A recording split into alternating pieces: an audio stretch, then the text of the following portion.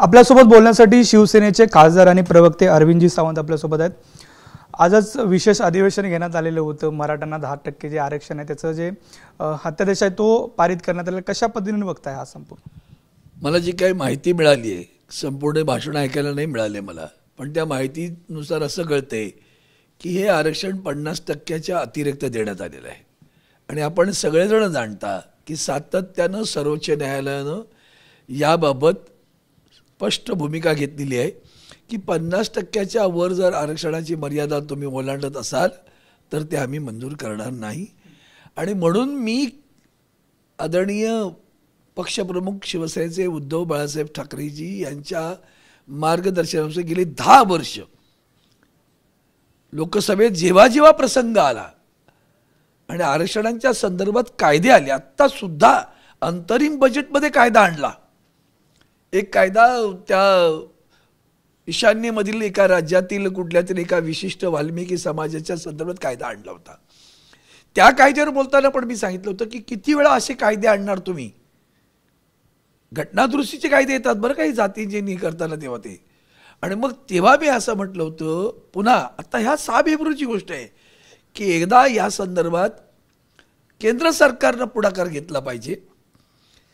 ही जी 50%ची मर्यादा आहे ती त्यांनी रद्द करून ती मर्यादा किंवा वाढीव केली पाहिजे. 60% 70% जी काय असेल ती. आजही तमिळनाडूमध्ये 69% आरक्षण आहे. मग ते का नाही रद्द होत आहे अजूनही? म्हणजेच काय तुम्ही 70%पर्यंत गेलं पाहिजे. आणि ते जे काही 20% असतील ते आरक्षण जे वाढीव तुम्ही द्याल ते तुम्ही केंद्राने ठरवू द्या, नको ते राज्यांना सांगा. आणि राज्यांना असं सांगा की तुमच्या प्रत्येकाच्या राज्यात, जसं त्या धनगर या शब्दावरनं मी गेली कित्येक वर्ष लोकसभेत मांडत आलो.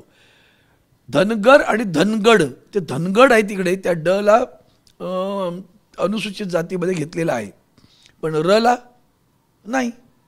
अक्षर शब्दही नाही, एका अक्षरामुळे धनगर समाजाला आरक्षण मिळत नाही.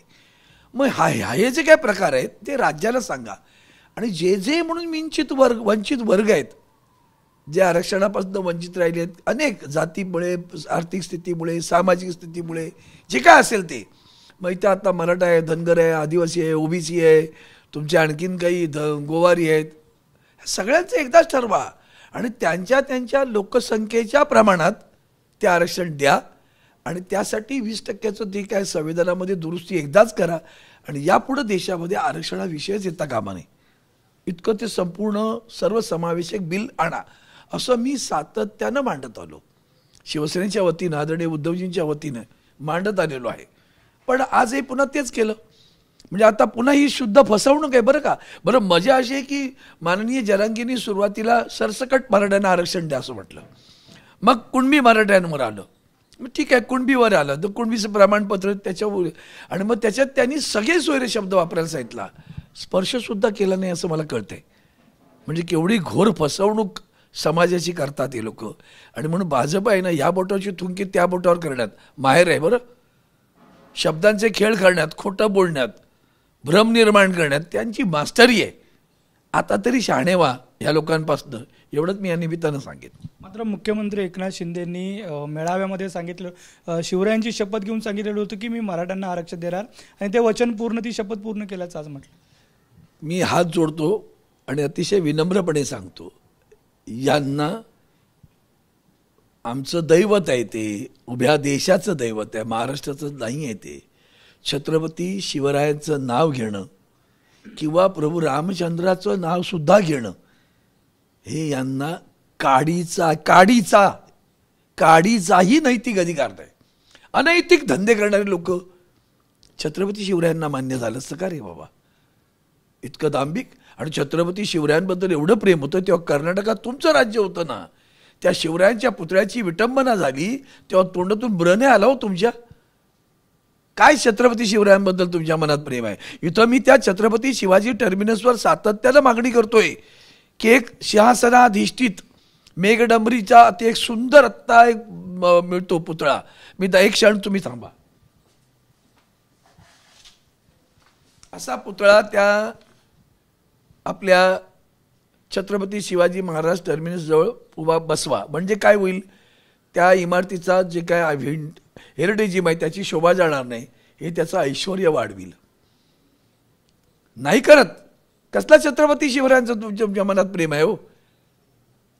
राज्य शासनानं पास केलं ना, नाही करत तुम्ही. हा दांभिकपणा त्यांना जमतो, खोटारडेपणा. आणि म्हणून छत्रपती शिवरायांचं नाव घेऊ नका बरं.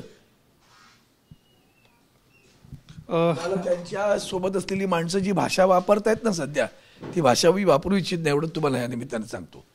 आणि मी हे सभागृहात मांडलं होतं अगोदर सुद्धा. नक्कीच. दुसऱ्या बाजूला पाहायला गेलं तर लोकसभेच्या निवडणुका सुद्धा आहेत. मराठा आरक्षणाला घेऊन सुद्धा वेगवेगळ्या विरोधक टीका करतील. तुमची सुद्धा महाविकास आघाडीची लवकरच बैठक मुंबईत होणार असल्याचं पाहायला मिळतं आणि त्यामध्ये सुद्धा अजून सुद्धा 9 जागांमध्ये तिढा असल्याच्या ज्या बातम्या आहेत त्या समोर येतात. मला कळत नाही, तुम्ही हा प्रश्न त्यांना का नाही विचारतो? लोकसभा फक्त आम्ही लढवणार आहोत का?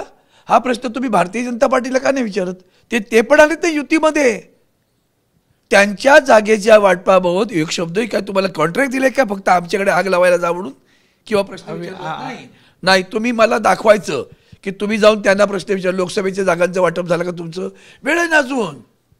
आमचे नेते प्रगल्भ आहेत आणि संयमाने बरोबर ते करतील. काळजी करायचं करत आहे. आमच्या मागे का? कारण तुमचं गणित ठरवायचं आमचं ऐकून तुम्हाला. आम्ही नाही देणार तुम्हाला माहिती. आम्ही नाही माहिती देणार तुम्हाला, कारण आम्हाला माहिती आहे काय करायचं आहे ते. कळलं का? त्यामुळे तिन्ही पक्षाचे नेतृत्व नेते अतिशय संयमानं शांतपणे हा प्रश्न मिटवतील. तो प्रश्न महाराष्ट्राच्या पुढच्या काही घटनांचा संबंधी काय काळजी करण्याचं कारण आहे तेवढाच कळलं. यांना विचारा तुमच्या तिघांचं काय वाटप झालं, कळू दे ना जरा आम्हाला. एकदा ती माहिती येऊ दे, मग बघूया पुढचं बोलूया आपण काय करायचं ते. नक्कीच. काय बैठकीचं काय नियोजन ठरलेलं आहे की काय तारीख वगैरे पुन्हा? मला कल्पना नाही. मी या संदर्भात मला कल्पना नाही. मी त्या बैठकीलाही जात नसतो. आमच्या आदरणीय उद्धवजी साहेब त्यांच्या मार्गदर्शनावर जे नेते उपस्थित राहतात त्यांना त्याची माहिती असते. धन्यवाद. एकंदरीत जो तिढा आहे तो सुटेल. वेगवेगळे नेते आहेत ते त्यांना संपूर्ण माहिती आहे आणि लवकरच हा संपूर्ण तिढा आहे तो सुटेल आणि जो जागा वाटप आहे त्याच्यावरती शिक्कामोर्तब होईल. व्हिडिओ जर्नलिस्ट नवनाथसह नंदकिशोर गावडे, TV9 मराठी, मुंबई.